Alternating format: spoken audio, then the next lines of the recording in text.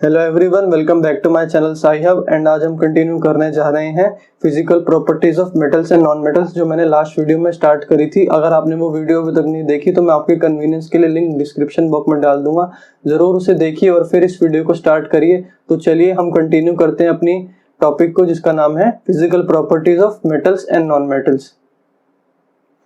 Last video में मैंने दो प्रॉपर्टीज डिस्कस करी थी, पहले थी स्टेट और सेकंड थी हार्डनेस। और आज हम स्टार्ट करने जा रहे हैं थर्ड प्रॉपर्टी, जिसका नाम है strength of metals and non metals. Strength of metals and non metals.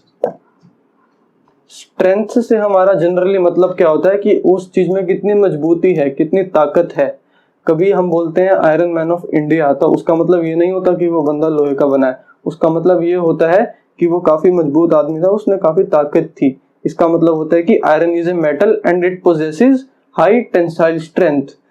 Exact scientific word है टेंसाइल स्ट्रेंथ। टेंसाइल स्ट्रेंथ का मतलब क्या है कि उसमें फोर्स झेलने की बहुत क्षमता है। It has the capacity to resist force, मतलब वो टूटेगा नहीं, वो बिखरेगा नहीं, उसे बोलते हैं हम टेंसाइल स्ट्रेंथ। टेंसाइल से यहाँ पे आता है वर्ड फोर्स। तो ये हो गई मेटल्स की टेंसाइल स्ट्रेंथ। अब मेटल्स में एग्जांपल्स कौन से होते हैं जिनकी हाई टेंसाइल स्ट्रेंथ होती है? सबसे पहला एग्जांपल तो है आयरन, जिसकी सब गाड़ियां बनी होती हैं, जिसके सब शिप्स बने होते हैं, तो उसकी हो गई हाई टेंसाइल स्ट्रेंथ, उसमें होती है काफी मजबूती। और दूसरा एग्जांपल हो गया कॉपर। अब केमिस्ट्री है तो इसमें एक्सेप्शंस तो होंगे ही, तो इसमें दो एक्सेप्शंस हैं, वो भी आपको जरूरी है याद करना। पोटेशियम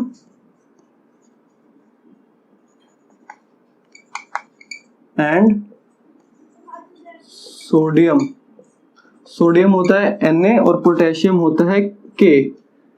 तो ये दो मेटल्स हैं जिनकी टेंसाइल स्ट्रेंथ बहुत कम होती है, ये काफी कमजोर होते हैं। इनको फेंकोगे तो ये टूट जाएंगे, बिखर जाएंगे बिल्कुल। ये ज्यादा देर फोर्स को रेजिस्ट नहीं कर सकते। जब आप अपनी लैब में देखोगे तो आप देखोगे कि पोटेशियम और सोडियम काफी सॉफ्ट मेटल हैं, इतने सॉफ्ट कि उन्हें नाइफ से कट करा जा सकता है।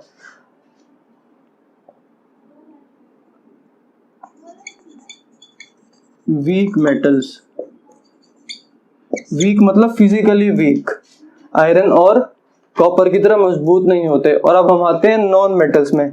नॉन मेटल्स काफी वीक होते हैं, इनमें ज्यादा टेंसाइल स्ट्रेंथ नहीं होती। अब आपने कभी देखा कोई हवा में मुक्का मारे? हवा किस चीज की बनी होती है? ऑक्सीजन, और oxygen is a non metal. हवा में कोई मुक्का मारे तो उसको कुछ नहीं होता, उसका हाथ ऐसे ही निकल जाता है। उसका मतलब they are weak, they do not have tensile strength.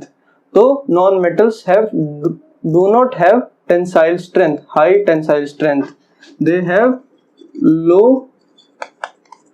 tensile strength। और एक और एग्जांपल भी हो सकता है इसका कोयला। कोयला किसका बना होता है? कार्बन, कोल। उसको आप फेंकोगे तो वो टूट जाएगा आसानी से। वैसे उसे ब्रिटलनेस बोलते हैं, पर कंफ्यूज मत होइएगा, वो भी मजबूत नहीं होता। उसे आप हथौड़े से मारोगे वो टूट जाएगा, तो उसे हम बोलते हैं low tensile strength, no ability to resist force. तो चलिए, ये होगी हमारी स्ट्रेंथ की प्रॉपर्टी। तो अब हम स्टार्ट करते हैं अपनी फोर्थ प्रॉपर्टी, जिसका नाम है लस्चर। लस्चर ऑफ मेटल्स और नॉन मेटल्स। तो अब देखते हैं हम प्रॉपर्टी का हिंदी में मतलब क्या है। हिंदी में इसका मतलब है एग्जैक्ट चमकाहट, की मतलब मेटल्स शाइन। जब हम मेटल्स के ऊपर लाइट मारते हैं तो मेटल्स चमकते हैं, इसलिए इनकी ही ज्वेलरीज बनती हैं, क्योंकि मेटल्स शाइन। कभी आपने देखा कि कोई कोयले की ज्वेलरी पहन के घूम रहा हो या कोई रबड़ बैंड की ज्वेलरी पहन के घूम रहा हो?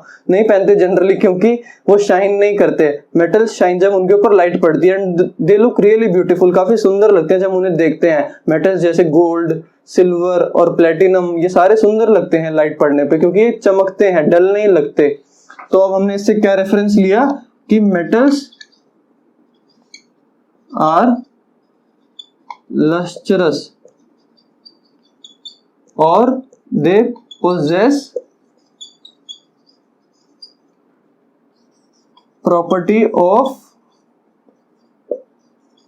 luster। Metals are lustrous and they possess the property of lustre, metals चमकते हैं। अब इसमें भी लेवल्स होते हैं कि कौन सा मेटल्स कितना शाइनी है। अब जैसे few metals like silver, gold and platinum they shine more, वो काफी चमकते हैं आयरन और लेड के कंपैरिजन में। अब हमारा नया मेटल आया है lead. Lead is also a metal, इसका सिंबल होता है पीबी।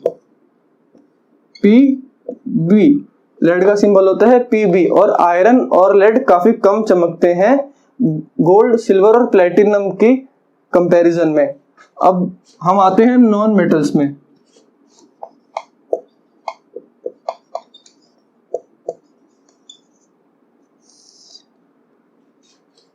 नॉन मेटल्स जनरली डल होते हैं, इसमें कुछ एक्सेप्शंस एग्जिस्ट करते हैं पर दे आर जनरली डल, बिल्कुल डल होते हैं नॉन मेटल्स। जैसे आप देख सकते हैं कोल बिल्कुल ब्लैक होता है, बिल्कुल नहीं चमकता। रबड़ और कोई हमारी गैस भी ज्यादा रिफ्लेक्ट नहीं करती एयर, जब भी हमें ट्रांसपेरेंट दिखता है तो इसका मतलब क्या हुआ, नॉन मेटल्स आर डल। अब इसमें एक एग्जांपल है आयोडीन।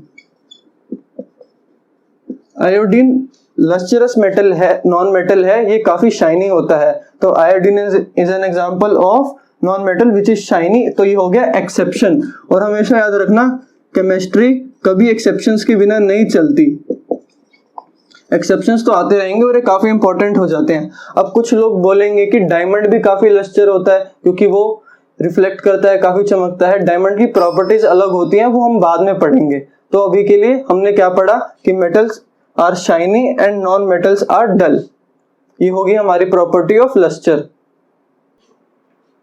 अब हम अपनी फिफ्थ प्रॉपर्टी स्टार्ट करने जा रहे हैं जो कि है डक्टिलिटी। मैं उसकी आपको एक बार डेफिनेशन पहले बता देता हूं, फिर कुछ एग्जांपल्स के साथ मेटल्स और नॉन मेटल में उसको डिस्कस करेंगे। Fifth property ductility. Ductility is the property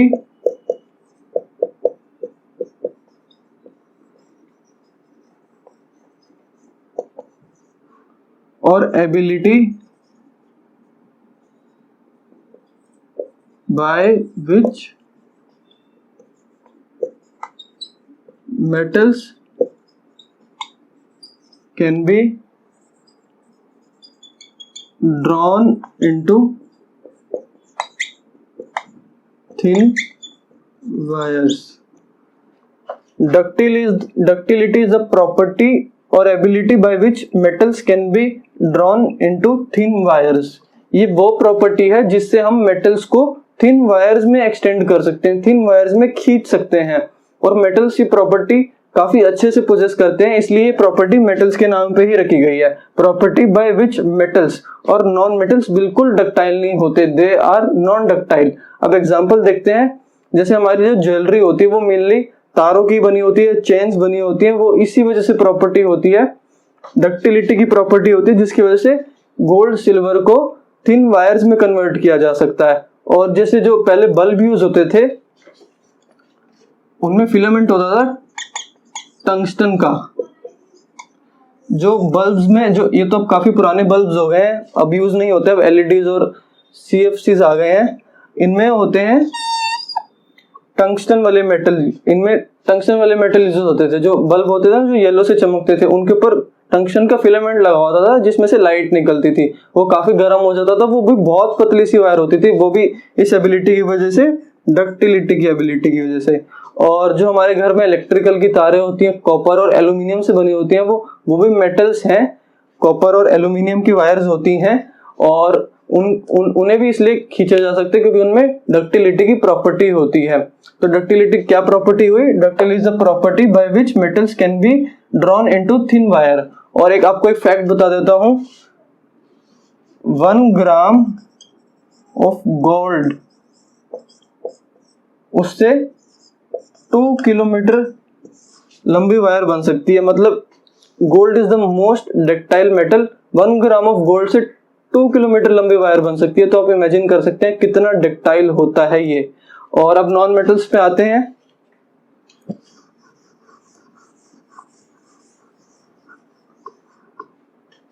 non metals के पास डक्टिलिटी की प्रॉपर्टी नहीं होती, वो काफी नॉन डक्टाइल होते हैं और इसमें कोई एक्सेप्शन केस भी नहीं है। तो non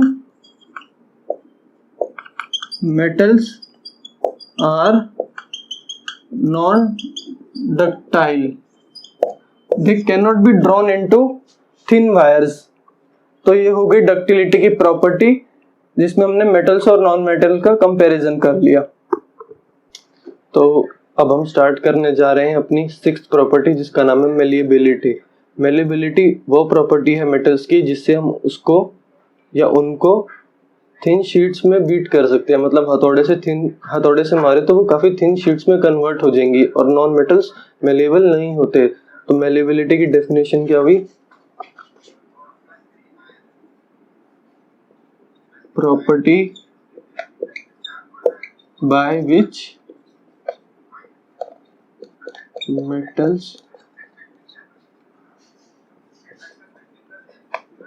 can be beaten into thin sheets।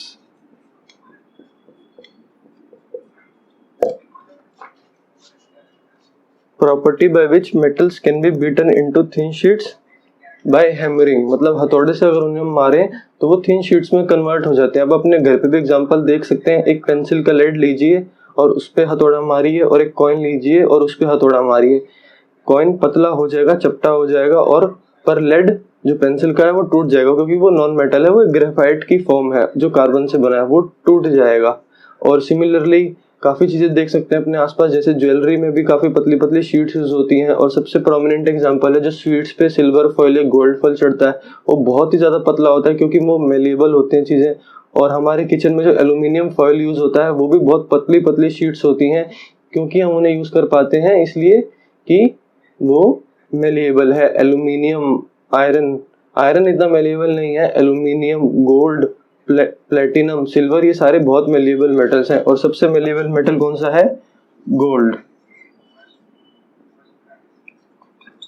Gold is most malleable.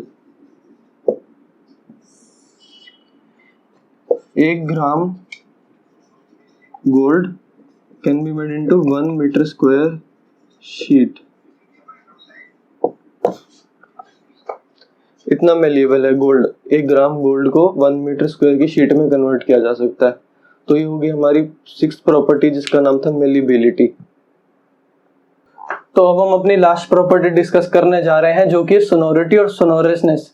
Sonority और सोनोरसनेस का आवाज से लेना देना है। जो हम मेटल्स को जब हिट करते हैं तो वो रिंगिंग नॉइज प्रोड्यूस करते हैं। मतलब जनरली मंदिर में देखा जाता है कि बेल्स जो बनी होती हैं वो मेटल्स की होती हैं, आयरन या कॉपर की बेल्स होती हैं, क्योंकि वो उनको अगर हम टच करें या उनको पे हिट करें तो वो कौन सी साउंड प्रोड्यूस करती हैं? Ringing sound.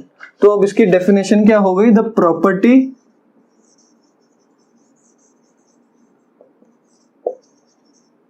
और ability bye which metals produce a ringing sound. ये प्रॉपर्टी है जिससे मेटल्स रिंगिंग साउंड बनाते हैं जब उन्हें हिट करा जाता है। कभी मंदिर में प्लास्टिक या कोयले की बेल्स नहीं लगी होती, क्योंकि वो सोनोरस नहीं होती, वो रिंगिंग साउंड प्रोड्यूस नहीं करती जब उन्हें हिट करा जाता है। तो हम इससे क्या समझे कि मेटल्स आर नॉट सोरोनस और they do not possess the property of sonorousness. तो अब इसको एक बार फाइनल कंपैरिजन में लिख लेते हैं कि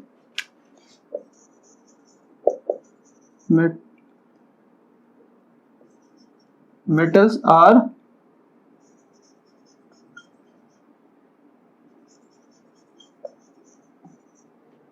non-metals are not। तो अब इस वीडियो के लिए ये लास्ट प्रॉपर्टी थी जो हमने कंपैरिजन कर लिया है। अब हमारी टोटल 7 प्रॉपर्टीज हो गई हैं, उन्हें अच्छे से रिवाइज कर लीजिएगा। नेक्स्ट वीडियो में मैं बाकी 3 बची हुई प्रॉपर्टीज और केमिकल प्रॉपर्टी स्टार्ट करूंगा। तो meet you in the next video. और अगर आपको वीडियो पसंद आई तो please like subscribe my channel which is Sci Hub. Meet you in the next video. Peace out.